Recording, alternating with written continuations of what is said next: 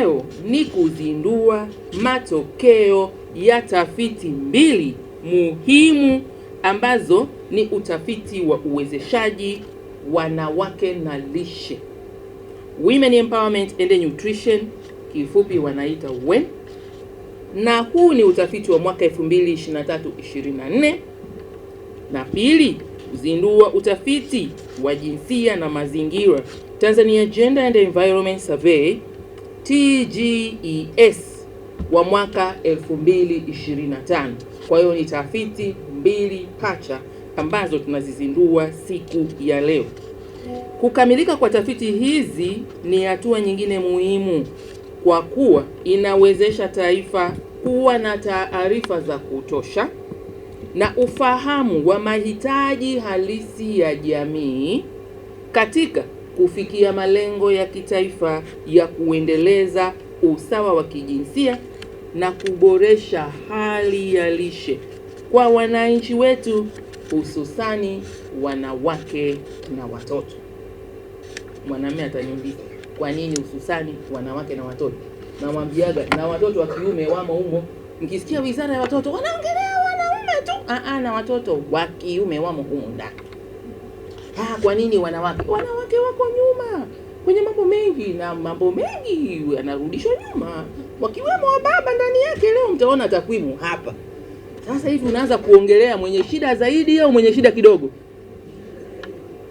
Mwenye? Haya, tufuatane sasa. Tutaamua leo hapa nani ana shida zaidi, nani ana shida kidogo, na watafiti watatusaidia. Maswali mengi maniuliza mimi mtandaoni, muulizage na watakwimu ndio wanaosema takwimu oye.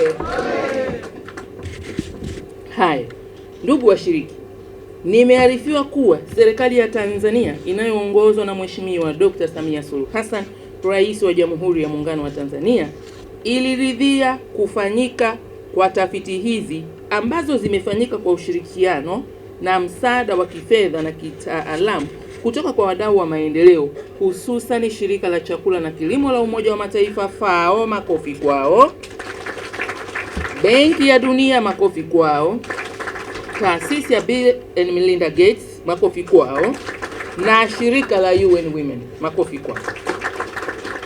Ninawashukuru sana wadau hawa wa maendeleo walioshiriki kufanikisha tafiti hizi, pamoja na wizara za kisekta na taasisi zilizoshiriki, pamoja na wananchi waliohojiwa maswali mbalimbali wakajibu kwa ufasaha na umakini mkubwa na ukweli mkubwa, na kwa jinsi wote hawa walivyoshirikiana vizuri na Ofisi ya Taifa ya Takwimu. Makofi kwa Ofisi ya Taifa ya Takwimu. Hatua hii imewezesha kuzalisha takwimu zenye ubora na kuakisi hali halisi ya maisha ya wanawake na wanaume katika kaya, hususan zinazojihusisha na kilimo na lishe kwa Tanzania bara na Zanzibar, pamoja na hali ya jinsia na mazingira nchini. Ndugu washiriki, uangalie kidogo na kufahamu kwamba tafiti hizi mbili ni za kwanza kama ilivyosemwa na mtakwimu mkuu kufanyika hapa Tanzania na kwa bara la Afrika. Makofi kwetu. Narudia, ni za kwanza kufanyika hapa Tanzania na kwa bara la Afrika. Tafiti ya jinsia na mazingira ni ya pili kufanyika baada ya Senegal. Tanzania oye! Dr. Samia Suluhu Hassan oye! Kipengele hiki naomba nikirudie, manake mbele ya safari tutakwenda kuunganisha na dira ya maendeleo ya taifa ya 2050 kwamba tumejipanga na hatujajipanga kidogo, tunakwenda kwa usawa. Nimesema hivi, ndugu wa Tanzania, tafiti hizi mbili ni za kwanza kufanyika hapa Tanzania, na kwa bara la Afrika tafiti ya jinsia na mazingira ni ya pili kufanyika baada ya Senegal. Piga makofi kwetu.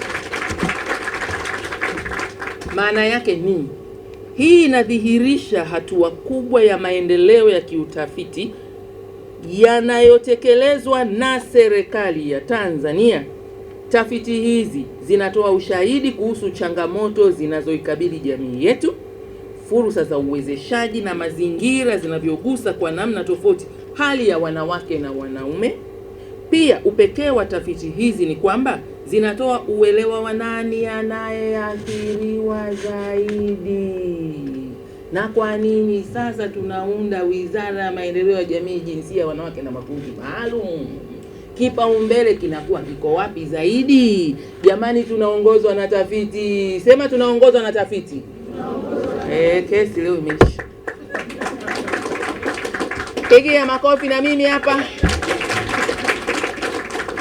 Kwa nini? Kwa nini? Ni kwa sababu kuna ofisi ya mtakwimu mkuu wa serikali ambaye anatuongoza kwenye tuende vipi, tuwekeze wapi, kundi gani kwanza na lingine lifuate. Si kwamba kuna kundi ambalo halina umuhimu, lakini kwa kidogo chetu tulicho nacho tunaongozwa wapi, pametitia sana tukapanyanyue, ndio tunawekeza huko. Leo nimepona jamani, maswali. Nimepona sijapona? Sasa narudia kwamba tafiti hizi zinatoa ushahidi kuhusu changamoto zinazoikabili jamii yetu, fursa za uwezeshaji na mazingira zinavyogusa kwa namna tofauti hali ya wanawake na wanaume.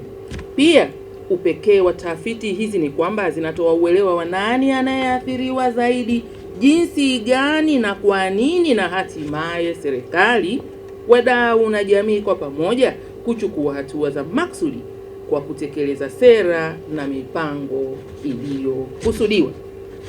Ndugu washiriki, tafiti hizi ni sehemu ya jitihada za serikali kuhakikisha kuwa tunakuwa na takwimu sahihi za kuaminika na zinazozingatia viwango vya kitaifa na kimataifa kwa ajili ya kupanga mipango ya maendeleo yenye ushahidi wa kitakwimu. Vile vile uwepo wa takwimu kutoka tafiti hizi mbili zinasaidia kupunguza pengo la viashiria ambavyo ni vigumu kupatikana katika tafiti nyingine ambazo zimewahi kufanyika hapa nchini, lakini pia kuongeza wigo wa uzalishaji wa takwimu nchini, hasa zenye muunganiko ambao nimeuelezea. Ndugu washiriki, kulingana na matokeo ya utafiti wa uwezeshaji wanawake na lishe, tunaanza hadithi hapa, hususan kuhusu haki na uhuru wa wanawake. Nataka kusema hivi, imebainika kuwa ni 26.0% pekee ya wanawake ndio wanaoamini kuwa wanawake wanapaswa kuwa na uhuru wa kufanya maamuzi kuhusu shughuli zao za kiuchumi. Asilimia ngapi? Si majanga. Mnayaona majanga hawa? Imebainika kuwa ni 26% pekee ya wanawake ndio wanaoamini kuwa wanawake wanapaswa kuwa na uhuru wa kufanya maamuzi kuhusu shughuli zao za kiuchumi. Nitaenda kutafsiri vizuri maana yake, wengine hawaamini na nini kinatokea kuhusu wanawake hao ambao wanabeba mimba utotoni, mtoto anazaliwa hana uchumi, haruhusiwi kufanya kwa sababu gani, na wanaume mkajitathmini mnachangiaje katika kusababisha asilimia iwe ni 26 tu, isiwe asilimia 80-90. Ndio tunaanza hapo hadithi. Pigia makofi kwangu. Mwezeshaji sio mwezeshaji. Hiyo tu baini ya kiuwezeshaji Maana mtatoka hapa nasema kaongea wewe. Akatupungia mkono akakaa, hata tukumbuke chochote. Take home message ya kwanza. Kulingana na matokeo ya utafiti wa uwezeshaji wanawake na lishe, hususani kuhusu haki na uhuru wa wanawake, imebainika kuwa ni 26.0% pekee ya wanawake ndio wanaoamini kuwa wanawake wanapaswa kuwa na uhuru wa kufanya maamuzi kuhusu shughuli zao za kiuchumi. Naendelea. Asilimia hii ni kubwa zaidi Zanzibar. Kule ni 44.9% ikilinganishwa na Tanzania bara 23.0%. Wakuongezepo Zanzibar kidogo. Aidha, kanda ya kusini inaongoza kwa 49.0%, wakati kanda ya ziwa ina kiwango cha chini zaidi 11.6%. Wape pole. Humu ndani kuna watu wa kanda ya ziwa. Mule mpola. Muhamisha ngine. Mumeonaga lulu. Salamu zifike huko kwa mashemeji zangu. Kazi huyu hapa na wewe mtafiti mwenyewe. Bado tuna shughuli. Vile vile kwa upande wa masuala yanayohusiana na maamuzi ya ndoa, talaka na uzazi, utafiti umebaini kuwa 34.1% ya wanawake wanaunga mkono uhuru wa mwanamke kufanya maamuzi hayo, ambapo kanda ya kusini ni 70.2 na kanda ya mashariki ni 57.4. Tofauti za kikanda hizo, lakini kimsingi ni kwamba kwa upande wa masuala yanayohusiana na maamuzi ya ndoa, talaka na uzazi, utafiti umebaini kuwa 34.1% ya wanawake wanaunga mkono uhuru wa mwanamke kufanya maamuzi hayo. Sasa wengine 60 ngapi hawaungi mkono? Ni amuioni hatari? Wanawake oye! Tukimba wanawake msilale, msilale kwa mujibu wa takwimu. Wanawake mmenielewa, mjenielewa? Mmelala usingizi. Hata maamuzi yenu wenyewe ameamini. Sasa ataamini nani? Mungu anisaidie mimi Dr. Gwajima, naimba we, kumbe wenzangu 30% ngapi tu ndo naamini. Sasa hapa inakuwaje? Hurumia mimi. Jamhuri ya Muungano wa Tanzania. Mmenielewa? Lakini haya, utafiti njoo utakumleta. Zaidi ya nusu ya wanawake 54.6 wanakataa aina zote za unyanyasaji wa kijinsia, huku Zanzibar ikiongoza kwa 74.9 dhidi ya 53.7 kwa Tanzania bara. Pigia makofi Zanzibar. Matokeo ya tafiti hizi yanadhihirisha wazi kuwa kuna haja ya kuongeza uhamasishaji na elimu ili kuimarisha uelewa wa wanawake kuhusu haki yao ya kufanya maamuzi ya kiuchumi, maamuzi ya ndoa na uzazi. Aidha, juhudi za maksudi zinahitajika kuelekezwa kwenye maeneo yenye viwango vya chini ili kupunguza tofauti za kikanda.